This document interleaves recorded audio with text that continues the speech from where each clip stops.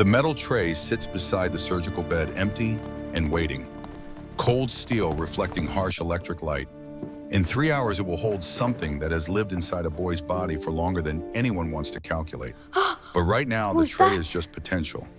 Just a promise that pain can be removed if you are brave enough to let someone cut you open.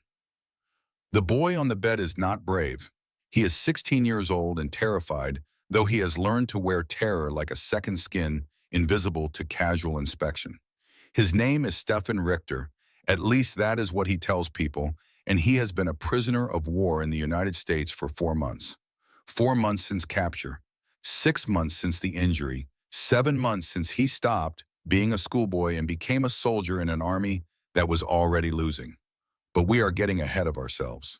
To understand why this boy will not speak after the surgery, why the sight of extracted shrapnel will freeze him into silence so complete that nurses will check his pulse to confirm he is still alive, we need to go back. Back to before the camp, before the ocean crossing, before the moment when metal entered his body and changed the trajectory of his short life.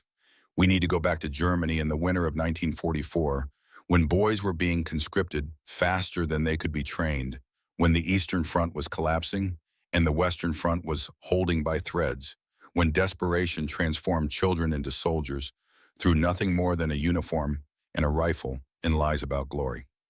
Stefan Richter was 15 when they came for him, not yet 16, not yet old enough for anything except obeying adults and believing what they told him.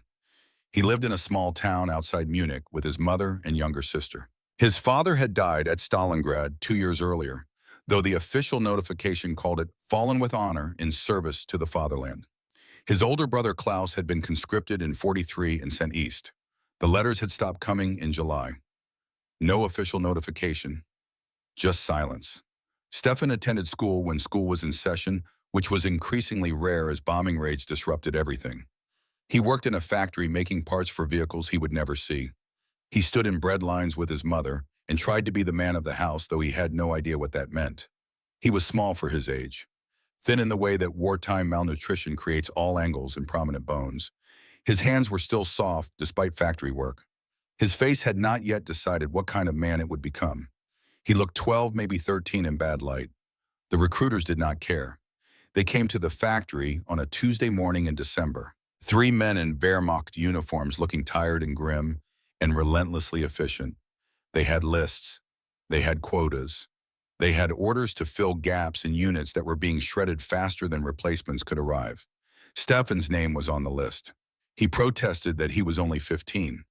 The recruiter checked his papers, made a notation, and told him he would be 16 soon enough. Stefan said his mother needed him. The recruiter said Germany needed him more. Stefan said he had never fired a rifle. The recruiter said he would learn. Within 2 weeks, Stefan was in training, not the months-long preparation that soldiers used to receive. A compressed, desperate version. How to assemble a Kar 98K rifle. How to march in formation. How to dig a foxhole. How to throw a grenade. How to follow orders without question, because questions got you killed and got your unit killed, and Germany could not afford either. The other recruits were mostly boys, 14, 15, 16 years old. A few older men who had been rejected for service earlier due to health problems, but were now deemed acceptable because the standards had dropped to can hold a rifle. They trained in cold rain, slept in barracks that smelled of wet wool and fear, ate thin soup and black bread, and tried to believe the instructors who told them they were the future of the Reich. Stefan made one friend, a boy named Friedrich from Hamburg, who was tall and gangly and told jokes that were not funny but helped anyway. Friedrich was 16, almost 17, and had volunteered because his whole family was in the party, and he believed every word of the propaganda. He talked about defeating the enemy, about German superiority, about the final victory that was always just around the corner. Stefan did not believe any of it, but he did not say so. Doubt was dangerous. Questions were suspicious. So he stayed quiet, learned what they taught him, and tried not to think about his mother and sister alone in their small apartment trying to survive on rations that grew smaller each week. In February 1945, Stefan's unit was sent west. The Americans and British were pushing through Germany. The front lines were chaos. Stefan's unit was thrown into the machinery of retreat in desperate defense with minimal preparation and maximum urgency. He carried a rifle that felt wrong in his hands, too heavy, too real, the weight of something designed to kill, rather than the abstract concept of war he had been taught about in school. He wore a uniform that was too large, cinched with a belt at the waist sleeves rolled up to expose his thin wrists. He marched with boys who looked as scared as he felt, following officers who looked even more scared, but hid it better. The first time Stefan heard artillery, he understood that he was going to die. Not in an abstract future sense. Soon. Imminently. The sound was not like anything training had prepared him for. It was physical, a pressure that pushed against your chest and made your teeth ache. The ground shook. The air smelled of cordite and burning, and something organic and terrible that he could not name. They dug in along a defensive line that had already been abandoned once. The positions were old, half-collapsed, filled with water and mud. Stefan shared a foxhole with Friedrich, who had stopped joking and now just stared at the horizon with wide, unblinking eyes. An officer gave them instructions. Hold this position. Do not retreat. Germany was counting on them. The future depended on them. Then the officer disappeared to wherever officers went when actual fighting started, and the boys were left alone with their rifles and their fear. The bombardment began at dawn. Stefan learned that you could not think during artillery fire. Your mind just went blank, reduced to animal terror, and the desperate hope that the next shell would not be yours. He pressed himself into the mud at the bottom of the foxhole and prayed to a God he was not sure he believed in anymore. Beside him, Friedrich was crying, not sobbing, just silent tears streaming down his dirty face. Stefan wanted to say something comforting, but had no words. What comfort exists when the world is trying to kill you? The infantry attack came after the artillery stopped. American voices shouting in English. The crack of rifles. The stutter of machine guns. Orders being screamed in German. Everything compressed into chaos. Stefan fired his rifle because everyone around him was firing. He did not aim, did not see targets, just pointed in the general direction of the enemy and pulled the trigger and felt the recoil punch his shoulder. The rifle was deafening. The smell of gunpowder overwhelmed everything else. Then came the moment that would follow him across an ocean and into a surgical bed in a prisoner of war camp. The explosion, not close enough to kill him, close enough to punch him backwards into the foxhole wall, close enough to steal his hearing and fill his vision with white light, close enough to send something sharp and hot through his chest like a punch from inside his own body. Stefan fell, tried to breathe. The breath made a wet, rattling sound that terrified him more than the combat had. He pressed his hand to his chest and felt wetness. Blood. His blood. Warm and sticky and wrong. Friedrich grabbed his arms, shouting something Stefan could not hear through the ringing in his ears. Stefan saw Friedrich's mouth moving, saw panic in his eyes, and understood that he was badly hurt. He tried to stand, failed. His legs would not cooperate. The world tilted sideways, and he was on his back, staring at a gray sky, feeling rain on his face. Or maybe it was not rain. Maybe he was crying, he could not tell. Someone pulled him deeper into the foxhole. Friedrich, maybe. Or someone else. Faces swam in and out of focus. The pain in his chest was white-hot, all-consuming, the center of his universe. He heard American voices getting closer. Heard German voices shouting retreat. Heard the sound of boots running away. And then he heard nothing but ringing and his own ragged breathing and the terrible certainty that he was dying at 15 years old in a muddy hole in a country that was losing a war it should never have started. But he did not die. Not then. Hands grabbed him, foreign hands, American hands. Someone kicked his rifle away with a boot. A face appeared above him, young and scared and speaking English. A medic, Stefan realized through the fog of pain. An American medic. The medic said something Stefan did not understand, checked his wound with hands that were surprisingly gentle, applied pressure that made Stefan gasp, shouted something to someone else. Stefan wanted to explain that he was only 15, that he did not want to be here, that he had been forced into a uniform and given a rifle and thrown into a battle he had no business fighting. But the words would not come, just blood bubbling in his throat and pain radiating through his chest and the slow realization that he was now a prisoner. Capture is not a single moment. It is a cascade of small humiliations and small mercies that determine whether you survive the first hours. For Stefan, it began with hands lifting him onto a stretcher, American soldiers doing it efficiently without cruelty, but also without gentleness. He was cargo now, a problem to be moved and processed. They carried him to a collection point where other wounded were being gathered. Germans and Americans mixed together in the grim democracy of injury. Stefan lay on the stretcher and stared at the sky and tried to understand what had happened. His chest hurt with every breath. Not the sharp pain of the initial impact. Something deeper, something wrong inside him that he could feel moving when he shifted position. An American medic checked him again. Older than the first one, more experienced. He examined Stefan's wound with clinical detachment, noted something on a clipboard and moved on. Stefan wanted to ask if he was dying, but did not have the English. So he just lay there and waited. At some point, someone gave him water. Stefan drank too fast and choked. A German prisoner, an older man with bandages on his head, grabbed Stefan's shoulder and steadied him. The man said nothing, just held him upright until the coughing stopped. Then he released Stefan and returned to his own silence. Stefan counted 17 other German prisoners in the collection area. Most were older than him, hardened men with the look of veterans. They did not speak to him. He was too young, too obviously new-marked as someone who had not earned the right to their fraternity of suffering.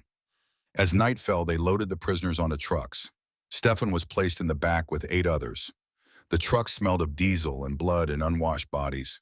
They drove through darkness, bouncing over rough roads, and Stefan pressed his hand to his chest and felt something shift under his skin. Something hard, something foreign. Metal. He had metal inside him, a piece of the explosion, a souvenir from the battlefield that would stay with him until someone cut it out or it killed him. The trucks eventually stopped at a larger facility. More prisoners, more guards, more processing. Stefan gave his name when asked. Stefan Richter. They asked his unit.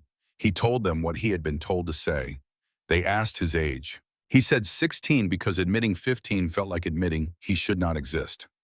A doctor examined him briefly, noted the chest wound, said something in English that Stefan did not understand, made a notation on papers, moved on to the next prisoner.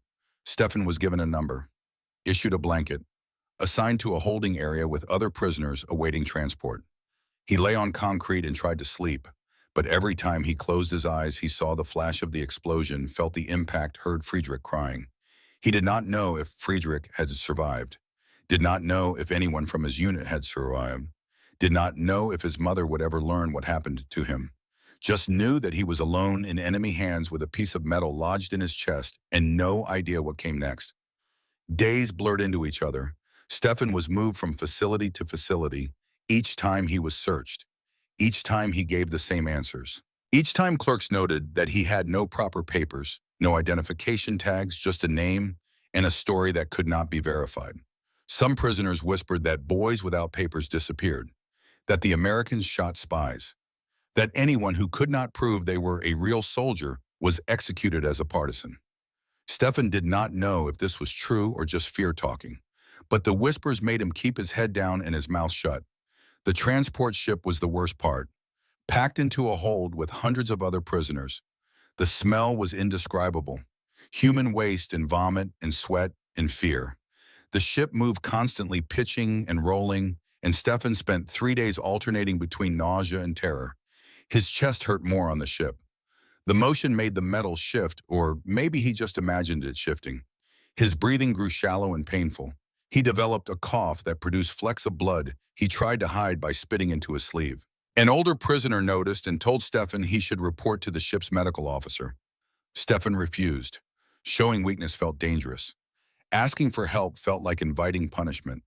So he suffered in silence and hoped the pain would resolve itself. It did not resolve. It got worse. By the time the ship reached America, Stefan could barely stand upright. The pain in his chest was constant now, a deep ache that spread into his shoulder and made his arm tingle with numbness. He moved carefully, protecting his injury, trying not to draw attention. The camp in the United States looked nothing like Stefan expected. It was orderly, clean. The buildings were new, the fences straight, the guards professional rather than brutal. This confused Stefan more than cruelty would have. He had been prepared for cruelty. He did not know what to do with efficiency. They processed him again, took his photograph, confirmed his number, assigned him to a barracks. A clerk asked his age again, And Stefan said 16, almost 17, lying by a year, because 17 sounded more legitimate than 16, which sounded infinitely more legitimate than 15. The clerk looked at him with eyes that had seen too many boys lie about too many things. But he wrote down 17 and moved on.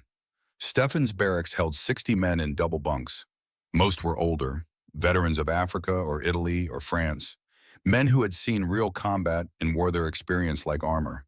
They looked at Stefan and saw a child playing dress-up. They did not include him in their conversations, did not ask him questions, just tolerated his presence the way you tolerate furniture. Stefan found a bunk in a corner and claimed it. The mattress was thin but clean. The blanket was wool and smelled like soap. There was a window that let in light. After weeks of holding cells in ship holds, these small comforts felt surreal. But the pain in his chest was getting worse. Stefan could feel it when he lay down, when he breathed deeply, when he rolled over in the night. The metal was still there. The wound had closed over it, but infection or inflammation or something worse was happening inside him. He should report to the camp hospital. He knew this, but fear held him back. Fear that the doctors would discover his real age. Fear that being too young would get him punished. Fear that showing weakness would make him a target among prisoners who valued strength above all else. So Stefan said nothing.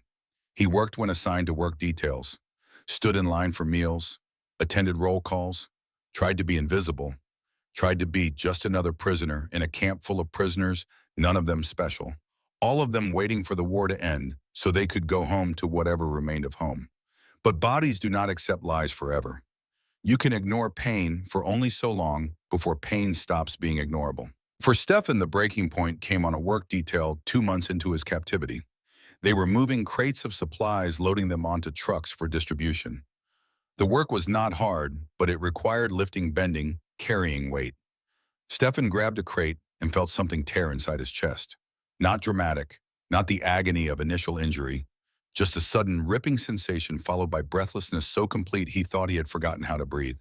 He dropped the crate, tried to stay upright, failed. His knees buckled and he went down hard, hitting the ground with his shoulder dust rising around him. The world narrowed to sound. Boots running toward him, voices shouting in English and German. Someone grabbing his arm trying to lift him. Someone else yelling for a guard. Stefan tried to stand, could not. His chest was on fire, every breath a battle, his vision graying at the edges. He coughed and tasted blood, real blood this time. Not just flecks, but a mouthful that he spat onto the dirt. A guard appeared, looked at Stefan with annoyance that shifted to concern when he saw the blood. The guard shouted something. 2 other guards came running. They lifted Stefan between them, not gently but not cruelly, either just efficiently moving a problem from one location to another. Stefan wanted to protest, wanted to say he was fine, it was nothing, just let him rest for a moment. But the blood in his mouth argued otherwise, and the pain in his chest was screaming, and his body had decided to stop accepting his lies. They carried him toward a building Stefan had been avoiding for 2 months, the camp hospital. Clean and white and smelling of disinfectant, a place where secrets could not hide because bodies told their own truths. Stefan had run out of options. He was about to discover whether mercy existed in a prisoner of war camp, or if the only thing waiting for him was the cold honesty of medicine that saw problems, not people. The metal inside him had decided its own timeline. And Stefan, 16 years old and terrified, was about to learn what it meant to be cut open by the enemy while praying they would put him back together. The hospital intake desk was staffed by a nurse whose efficiency felt like a weapon. She took one look at Stefan, covered in dust and coughing blood, and her expression shifted from routine to alert. She barked orders in English that Stefan did not understand, but the tone was clear. This was serious. This was not something that could wait. 2 orderlies materialized and transferred Stefan from the guard's grip to a rolling bed. They moved him quickly through corridors that smelled of carbolic soap and something medicinal that burned his nostrils. The wheels of the bed squeaked rhythmically, a sound that would haunt Stefan's dreams for years. They rolled him into an examination room. Bright lights, white walls, medical instruments arranged on steel trays with the precision of a factory. Stefan's breath came in short gasps, each one sending spikes of pain through his chest that made his vision blur. The nurse who had been at the desk appeared beside him. Up close, Stefan could see she was perhaps 30, professional, no nonsense. She spoke to him in slow, clear English, and when he did not respond, she switched to halting German that suggested she had been practicing. "Remove shirt," she said, gesturing. "Doctor, come, look wound." Stefan's hands shook as he unbuttoned his shirt. The fabric had stuck to his skin with sweat and blood. When he peeled it away, the nurse's expression tightened. The wound was not bleeding now, but the skin round it was inflamed, hot to the touch, swollen in a way that suggested something very wrong was happening beneath the surface. "How long?" the nurse asked, pointing to the wound. Stefan did not understand the question. The nurse tried again in German. "How long you have this?" "Months," Stefan admitted. His voice came out as a whisper. "February. The battle. I was hit." The nurse's eyes widened. She made a quick notation on a clipboard and left the room. Stefan lay on the examination table, shirtless and vulnerable, feeling more exposed than he had during any search or inspection. His chest rose and fell rapidly, shallow breaths that did not satisfy his body's demand for oxygen. The door opened again. A man entered wearing a white coat over his uniform, captain's bars on his collar. Medical insignia. This was the doctor. He carried a file folder and an expression that suggested he had seen too much suffering to be surprised by any of it. The doctor was perhaps 40, gray at the temples, calm eyes that assessed Stefan with clinical detachment. He spoke in English to the nurse, who responded with rapid medical terminology that Stefan could not follow. Then the doctor approached the bed. "I am Dr. Harrison," he said in careful German. His accent was American but understandable. "I will examine you. Tell me if pain gets worse." Stefan nodded, unable to trust his voice. Dr. Harrison's hands were surprisingly gentle. He palpated Stefan's chest, feeling along the ribs, pressing carefully around the wound. When his fingers reached a certain point, Stefan gasped involuntarily. The pain was sharp and immediate, as if the metal had teeth and was biting him from the inside. "There," Dr. Harrison said quietly. He pressed again, more gently, mapping the boundaries of Stefan's pain. "Something is here, under skin. You feel it move?" "Yes," Stefan admitted. "Sometimes, when I breathe deep, when I lift things, it moves." The doctor's expression did not change, but Stefan saw something flicker in his eyes. Concern, maybe, or just calculation. The mathematics of risk and intervention. "When were you wounded?" Dr. Harrison asked. "February," Stefan said. "Rhineland, American artillery." "You have carried this for 4 months." Stefan nodded. "And you did not report it." It was not a question, but Stefan answered anyway. "I thought it would heal. I thought if I showed weakness." He could not finish the sentence, could not explain the fear that had kept him silent while infection grew inside him. Dr. Harrison straightened. He spoke to the nurse in English, using words Stefan did not know but could guess from context. "Image, X-ray, surgery, emergency. We must see inside," the doctor said, switching back to German. "We take picture, then we decide." "Decide what?" Stefan's voice cracked. "If we can help you, and how much time we have." The X-ray machine was in a separate room. They transferred Stefan carefully, every movement sending fresh waves of pain through his chest. A technician positioned him just so, placing a heavy lead apron over his lower body, by adjusting the angle of his torso. "Do not move," the technician said in English. Then a mechanical whir, a flash. Done. They returned Stefan to the examination room and made him wait. Waiting was its own torture. Stefan lay on the table and watched the clock on the wall count minutes that felt like hours. His mind raced with possibilities, each worse than the last. What if the metal had moved near his heart? What if infection had spread through his chest cavity? What if the attempt to remove it killed him? What if they decided an enemy prisoner was not worth the risk? After 25 minutes, Dr. Harrison returned carrying a large negative film held up to the light. The nurse stood beside him, and Stefan noticed she had been joined by another nurse and a medical officer with major's insignia. Whatever they had seen on the image was significant enough to require multiple observers. Dr. Harrison approached the bed and held the X-ray where Stefan could see it. The image was ghostly ribs like cage bars, lungs like gray clouds, and there, just visible as a bright white shape against the gray, a fragment of metal. "Here," Dr. Harrison said, pointing with a pen, "shrapnel. Approximately 2 centimeters. Sharp edges. It is lodged between rib and lung tissue, very close to dangerous structures." Stefan stared at the image. That bright white shape had been living inside him for 4 months.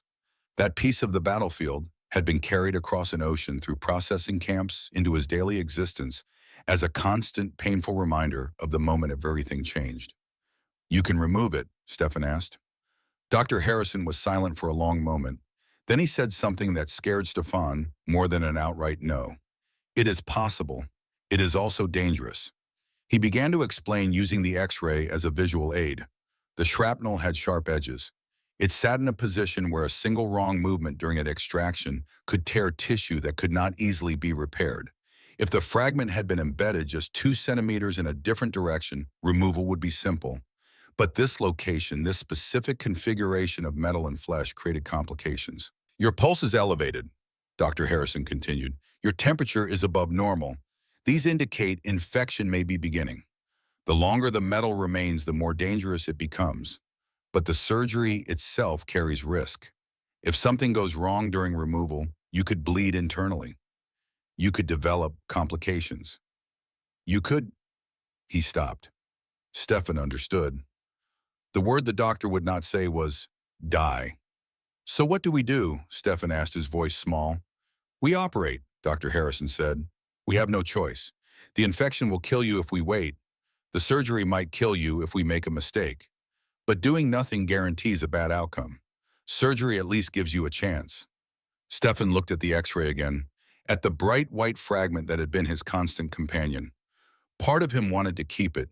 It was evidence that he had been in a real battle, proof that he was a real soldier and not just a boy in a costume. But the rest of him understood that holding on to proof might mean dying for the sake of a memory. "When?" he asked. "Tomorrow morning. First thing, we prep you tonight." Stefan nodded. He did not trust himself to speak. The room felt too small, suddenly the walls pressing in, the future collapsing into a single point where a doctor would cut into him and either save his life or end it. "One more question," Dr. Harrison said. His voice had changed, softer now, almost gentle. "How old are you really?" Stefan's throat closed. This was the question he had been avoiding for months, the answer that could change everything. But lying seemed pointless now. The doctor was about to open his chest. There would be no more secrets after that. 16, Stefan whispered. "I turned 16 in January." The room went very quiet. The nurses exchanged glances. The medical officer's jaw tightened. Dr. Harrison closed his eyes briefly as if processing something painful. 16, the doctor repeated. Then quietly in English, to the other medical staff, "He's a child. He's a goddamn child." Stefan did not need translation. He understood the tone, understood that his age had shifted something in how these people saw him. No longer just an enemy prisoner, now a boy soldier, a victim of the same war that had brought them all to this place. Dr. Harrison took a breath and returned his attention to Stefan. "When did you enter service?" "December. They came to my factory. Took many boys. Training by 6 weeks, then the front." Dr. Harrison nodded slowly as if confirming something he had suspected. Then he said something that surprised Stefan. "I am sorry this happened to you." Stefan did not know how to respond. An American officer was apologizing to a German prisoner. It made no sense. Yet the sincerity in the doctor's voice was undeniable. "Tonight you rest," Dr. Harrison continued, switching back to professional mode. "No food after midnight. The nurse will prep you. Tomorrow we fix this. You understand?" Stefan nodded. "Good. Do you have questions?"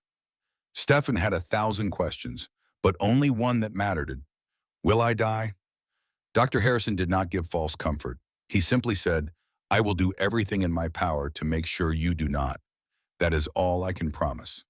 It was honest, brutal and honest, and somehow that honesty was more comforting than any platitude would have been. They moved Stefan to a hospital ward, a real bed with clean sheets, a pillow, a window that looked out on the camp compound where other prisoners moved through their routines unaware that one of their own was facing surgery in the morning. The nurse, whose German was improving, brought Stefan water and told him to drink slowly. She adjusted his pillow, checked his temperature, and made notes on a chart at the foot of his bed. Before she left, she did something unexpected. She touched his shoulder just briefly and said in careful German, "You will be okay. The doctor is very good." Stefan wanted to believe her, wanted to trust that an enemy medical staff would save an enemy prisoner, with the same care they showed their own. But trust was hard when you had been lied to your entire life. When authority figures had fed you propaganda and sent you to die and told you it was honor. That night, Stefan could not sleep. He lay in the dark hospital ward listening to the small sounds around him, the breathing of other patients, the squeak of a nurse's shoes on linoleum, the distant hum of machinery, the compound outside settling into night routine. He thought about his mother, about whether she knew he was alive, about his sister, who would be 12 now, growing up without a father or brothers in a country that was losing a war it had promised to win. He thought about Friedrich, who might be dead or captured or still fighting in some doomed defensive position. He thought about the metal inside him, about how a single fragment from a single shell could define your existence, about how war reduced people to their wounds, to their survival, to the simple question of whether the body could outlast the violence inflicted upon it. Somewhere around 3 in the morning, exhaustion finally overtook fear, and Stefan slept. His dreams were confused and dark. He was back in the foxhole with Friedrich. The artillery was falling. He was running, but his legs would not move fast enough. The explosion hit him again and again, each time the metal entering his chest with fresh agony, each time waking up only to discover he was still dreaming. He woke for real when the nurse came to prep him. Dawn light was just beginning to filter through the windows. The camp was quiet. Stefan's mouth was dry. His hands were shaking. The nurse shaved a small area around his wound, cleaned it with solution that stung, marked it with a pen. She worked efficiently, speaking softly in broken German, telling him the doctor was ready, the operating room was prepared, everything would be fine. Stefan did not believe everything would be fine, but he appreciated the effort. They gave him a gown to wear, thin hospital issue that tied in the back and left him feeling even more vulnerable than nakedness would have. They placed him on a rolling bed again and began the journey to surgery. The operating room was cold, intensely bright, filled with equipment Stefan did not recognize. Dr. Harrison was already there, scrubbed and gowned, speaking to nurses in low tones. He looked up when Stefan was wheeled in and approached the bed. "Ready?" he asked in German. Stefan wanted to say no, wanted to say he had changed his mind, that he would live with the metal forever, that cutting him open was too terrifying to contemplate. But his chest hurt with every breath, and the infection was spreading, and doing nothing was death by another name. "Yes," Stefan lied. "Good. We give you medicine. You sleep. When you wake, this is over." Dr. Harrison said something to the anesthesiologist. A mask came down over Stefan's face. The smell was chemical and sweet and overwhelming. Stefan tried to breathe normally, but panic made him gulp air, made the room spin, made everything start to fade. The last thing he saw before unconsciousness took him was Dr. Harrison's eyes above the surgical mask. Calm, focused. The eyes of a man who had done this before and would do it again. The eyes of someone who, despite being the enemy, was trying to save him. Then darkness, deep and complete. The boy who had been carrying war inside his body was finally mercifully unconscious.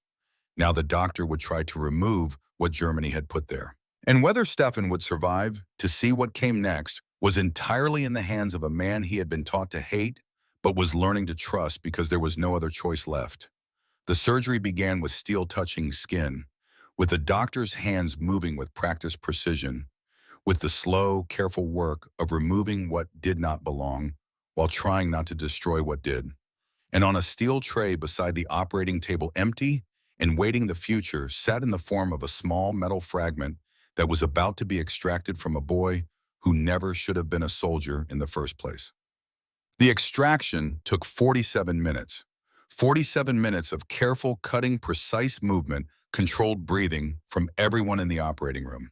47 minutes during which Stefan Richter remained unconscious, and the doctors worked inside his body with the concentration of jewelers handling explosives. The shrapnel fought them. Its edges had caused tissue to grow around it, incorporating the metal into the architecture of Stefan's chest, as if his body was trying to make peace with what could not be expelled. Dr. Harrison had to cut through scar tissue, navigate between bone and lung work around blood vessels that could not be nicked without fatal consequences. The nurses assisted with the choreography of people who had done this countless times. Instruments appeared in the doctor's hand the moment before he asked for them. Blood was suctioned away. The surgical field remained clean and visible. Every movement was economic essential, stripped of anything unnecessary. When the forceps finally gripped the metal fragment, there was a moment of resistance. The shrapnel did not want to leave. It had lived in Stephen's body for 4 months, traveled across an ocean with him, become part of his story. Removing it was like removing a memory, surgically cutting out a piece of history that the body had accepted as permanent. But Dr. Harrison was patient and skilled and determined. He worked the fragment loose millimeter by millimeter, watching for bleeding, ready to clamp vessels if necessary, prepared for complications that blessedly did not arrive. The metal came free with a small, wet sound. Dr. Harrison lifted it into the light, examined it briefly, then placed it on the steel tray with a click that seemed too loud in the focused silence of the operating room. "Got it," he said quietly. Then to his team, "Check for additional fragments. Clean the cavity. Prepare for closure." The rest of the surgery was careful reconstruction, making sure no pieces remained, ensuring the wound would heal cleanly, stitching layers of tissue back together in reverse order of their opening. The body was a machine, and they were mechanics restoring it to working condition after removing a malfunction. When they finally closed the final layer and dressed the wound, Dr. Harrison stepped back and exhaled. The anesthesiologist checked Stefan's vitals and nodded. Heart rate stable, breathing regular, blood pressure acceptable. The boy had survived. "Take him to recovery," Dr. Harrison ordered. "Close observation for the next 6 hours. If there's any change in his status, I want to know immediately." They wheeled Stefan out of surgery and into a recovery room where he would wake slowly groggily, his body fighting against the anesthesia and trying to understand why it hurt in new ways, while the old pain was mysteriously gone. Dr. Harrison removed his gloves and mask, washed his hands with methodical thoroughness, and allowed himself a moment of satisfaction. Not triumph, just the quiet acknowledgement that they had done what needed doing and the patient would probably live. He picked up the metal fragment from the tray. It was small, jagged, dark with old blood, ugly in the way that all weapons are ugly, reduced to their essential purpose of causing harm. This piece of steel had been designed to kill. Instead, it had merely wounded. And now it was just a souvenir, a trophy of survival rather than death. Dr. Harrison placed it in a small glass container, labeled it with Stefan's prisoner number and the date, and set it aside. Later, he would show it to the boy, would let him see what had been removed, would prove that the surgery was real and the pain was over and recovery could begin. But he did not anticipate what that moment would do to Stefan. Did not understand that seeing the shrapnel would not bring relief, but would instead break something inside the boy that had been holding itself together through sheer force of will. Stefan woke in stages, first just awareness of light behind his eyelids, then sound gradually filtering in, voices, footsteps, the beep of a machine monitoring his heart, then sensation, pain, but different, sharper, cleaner. The deep throbbing ache was gone, replaced by surgical soreness that hurt but felt purposeful somehow. He opened his eyes. The recovery room swam into focus. White ceiling, bright lights turned low, a nurse sitting beside his bed watching him with professional attention. "Awake," she said in German. "Good. Doctor comes soon." Stefan tried to speak. His throat was raw from the breathing tube. The sound that emerged was barely a whisper. "Did it work?" The nurse smiled. "Yes, the metal is out. You are fine." Stefan wanted to believe her, wanted to feel relief. Instead, he felt strange emptiness, as if removing the shrapnel had created a void that nothing else could fill. The metal had been his constant companion, his proof that he was a real soldier who had faced real combat. Without it, what was he? Just a boy who had been in the wrong place at the wrong time. Dr. Harrison arrived 20 minutes later. He checked Stefan's vital signs, examined the dressing, asked questions about pain levels and breathing difficulty. Stefan answered as best he could through his raw throat. "The surgery went well," Dr. Harrison said in his careful German. "No complications. The wound will heal cleanly. You were very lucky." Lucky. Stefan turned the word over in his mind. Was it luck to be wounded? Luck to be captured? Luck to have a piece of metal removed by an enemy doctor in an enemy hospital? Or was it just survival, stripped of any meaning beyond the basic fact of continuing to exist? "Would you like to see it?" Dr. Harrison asked. Stefan did not understand. "See what?" "The shrapnel. What we removed. I saved it. Every instinct screamed at Stefan to say no, to refuse, to keep the past safely in the past where it could not hurt him anymore. But curiosity or masochism or simple need to know made him nod. Dr. Harrison produced the small glass container, held it up so the light caught the metal inside its own. Stefan stared at the fragment, and the world narrowed to that single point. That jagged piece of steel that looked harmless now, like a broken tooth or a bent nail. Something you might find in a junk drawer and throw away without thinking. This tiny thing had ruled his life for 4 months, had dictated his movements, his decisions, his constant awareness of mortality, had transformed him from a pawn into a soldier, into a prisoner, into a patient, had carried war inside his body even as he crossed an ocean to escape it. Stefan's breath caught, not from physical pain, from something else. A collapse of the walls he had built to keep functioning. He stared at the shrapnel and felt everything he had been suppressing rush forward at once. The fear, the grief, the anger, the betrayal by adults who had sent him to fight, the loss of childhood, the death of friends, the abandonment of his mother and sister, the waste of it all, the stupid, senseless waste of young lives thrown into meat grinders by old men who called it duty and honor and sacrifice. Stefan's mouth opened. He meant to say thank you, or it's so small, or I can't believe that was inside me. But no sound came out. His lips moved soundlessly. His throat worked. But the words stayed locked inside him, trapped behind a wall of trauma too thick to penetrate. He stared at the shrapnel, and he went completely still. Not the stillness of peace, the stillness of something broken so thoroughly that movement itself becomes impossible. Dr. Harrison frowned. Stefan, are you all right? No response. Stefan's eyes remained fixed on the glass container. His chest rose and fell rapidly, shallow breaths that suggested panic, but his face showed nothing. No tears, no expression, just blank frozen shock. The nurse leaned forward, concerned. She spoke his name, touched his arm, checked his pulse, which was racing like a trapped bird. But Stefan did not acknowledge her, did not look away from the metal. It was as if the extraction of the shrapnel had extracted his voice along with it. Dr. Harrison carefully removed the container from Stefan's line of sight, set it aside on a table. But Stefan's eyes followed it, tracking it like prey, tracking a predator, unable to look away, even when looking caused pain. Stefan, Dr. Harrison said firmly, look at me. Stefan's eyes moved to the doctor's face, but they were empty. Present but not present. Seeing but not comprehending. The lights were on, but nobody was home. Dr. Harrison had seen this before. In soldiers who had survived but not survived, whose bodies continued while their minds retreated to some protected space where the war could not reach them. Shell shock, combat fatigue, battle exhaustion. Psychiatrists were starting to call it trauma, but whatever the name, the result was the same. A person who looked alive but had left themselves behind. Get me the psychiatrist, Dr. Harrison ordered quietly, and keep him under close observation. I don't think he's going to hurt himself, but I want someone watching him at all times. The nurse nodded and left quickly. Dr. Harrison sat beside Stefan's bed and tried to understand what had broken inside this boy, that seeing the shrapnel could trigger such complete withdrawal.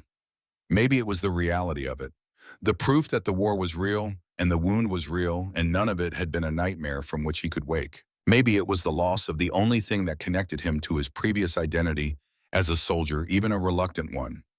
Maybe it was just the final straw after months of accumulated trauma that the body had been able to ignore while the shrapnel was inside, but could no longer suppress once it was removed. Whatever the reason, Stefan Richter had gone somewhere inside himself where doctors could not follow, and whether he would come back remained to be seen. The psychiatric evaluation happened 3 hours later. A major named Whitmore who specialized in combat stress reactions. He spoke to Stefan in competent German, asked questions that received no answers, tried various techniques to elicit response. Stefan looked at him, registered his presence, but did not speak, could not speak. The words existed somewhere inside him, but the pathway from thought to voice had been severed by seeing the physical evidence of his own violation. Dissociative reaction, Major Whitmore concluded, brought on by traumatic reminder. The shrapnel represented his connection to the traumatic event. Seeing it externalized made the trauma real in a way his mind couldn't process while he was still carrying it internally. Will he recover? Dr. Harrison asked. Probably. Most do given time and space and lack of additional stressors. But it could take days or weeks. We'll need to keep him in the hospital ward, continue medical observation, and see if verbal therapy can help him reconnect. So began Stefan's second imprisonment. The first had been barbed wire and guards and the physical constraints of being a prisoner of war. The second was the prison of his own mind, locked inside himself, unable or unwilling to speak, trapped in a silence that terrified him, but felt safer than the alternative of confronting what he had endured. Days passed. Stefan healed physically. The wound closed cleanly, no infection, no complications. But he remained mute. The nurses tried to engage him, brought him books in German that he looked at but did not read, offered pencils and paper in case he could write what he could not say. He took the paper, held the pencil, drew nothing. Other patients in the ward tried to talk to him, German prisoners recovering from various ailments. Some were kind, some were indifferent, some were hostile to a boy who had clearly broken in ways that violated their code of stoic endurance. Stefan registered their presence but did not respond. Major Whitmore visited daily, sat beside Stefan's bed and talked about trauma, about recovery, about the mind's way of protecting itself from pain too great to process. He explained that silence was not weakness, but survival, that Stefan's brain had decided words were dangerous and was protecting him the only way it knew how. Stefan listened, understood intellectually, but could not translate understanding into action. The pathway remained blocked. The silence persisted. On the fifth day, a letter arrived, processed through the Red Cross, delayed by months, but finally reaching its destination. It was from Stefan's mother. Brief, careful not to say anything that would be censored, but the meaning was clear through the careful words. She was alive. His sister was alive. They were managing. They missed him. They hoped he was safe. They prayed for his return. The nurse read the letter to Stefan in German, watched his face for reaction, saw his eyes fill with tears that did not fall, saw his lips tremble without producing sound, saw pain so intense it had no outlet, and so turned inward, becoming a black hole that swallowed everything. "Would you like to write back?" the nurse asked gently. Stefan picked up the pencil, held it over blank paper. His hand shook. The pencil point touched the paper, and nothing came. No words, no coherent thought, just the overwhelming truth that he did not know what to say to his mother, how to explain what he had become, how to describe the distance between the boy who had left and the prisoner who would someday return. He set the pencil down. The paper remained blank. Another conversation that would not happen. Another connection that could not be made. Dr. Harrison checked on Stefan daily, examined the wound with satisfaction, noted the mental state with concern. He spoke to Stefan honestly, not as a patient, but as a person. "You are angry," the doctor said one afternoon. "You should be. You were sent to fight by people who did not care if you died. You were wounded and captured and had to carry that wound across an ocean. You are 16 years old and you have seen things no 16-year-old should see. You have every right to be angry." Stefan looked at him. Some flicker of recognition crossed his face, but still no words. "The silence is protecting you," Dr. Harrison continued, "but eventually protection becomes prison. When you are ready to speak again, we will listen. Until then, we will keep you safe." Safe. That word again. Stefan turned it over in his mind. He was safe from combat, safe from artillery, safe from dying of infection. But he was not safe from memory, not safe from the knowledge of what war did to children, not safe from the understanding that the adults who had sent him to fight had lied about everything. 2 weeks after the surgery, Stefan was moved from the hospital ward back to the regular camp. He was medically cleared. The wound had healed. The only remaining issue was psychological, and the camp had limited psychiatric resources. Major Whitmore gave him a clean bill of mental health with the caveat that he should be monitored for signs of self-harm or deterioration. Stefan returned to the barracks, to the bunks and the routine, and the other prisoners who looked at him with a mixture of pity and discomfort. He was the boy who had broken, the one who could not handle what others endured. A walking reminder that not everyone survived with their mind intact. The silence persisted. Days turned into weeks. Stefan went through the motions of camp life, attended roll calls, ate meals, worked assigned duties, but he did it all in complete silence, his voice locked away somewhere inside himself, where trauma could not use it against him. Some prisoners tried to help, offered companionship in quiet ways, sat beside him at meals, included him in work details, treated him with the gentle care reserved for something broken but still valuable. Others avoided him as if his silence was contagious, as if acknowledging his trauma meant acknowledging their own. At night, Stefan lay in his bunk and stared at the ceiling. He could feel the scar on his chest, the ridge of tissue where the wound had been, could trace it with his fingers and remember the metal that had lived there, could feel the absence where pain used to be, and wonder if he had traded physical pain for something worse. The shrapnel was gone, but the war remained. Inside his head, inside his memories, inside the silence that protected him and imprisoned him in equal measure. 3 weeks after returning to the barracks, Stefan finally spoke. Not to a doctor or a nurse or a fellow prisoner. To himself, alone in the latrine where no one could hear. One word, whispered so quietly it barely counted as sound. Mama. And with that single word, the dam began to crack. Not break, not flood open. Just crack. A hairline fracture in the wall of silence that suggested maybe eventually more words would follow. But the journey back to speech would be long.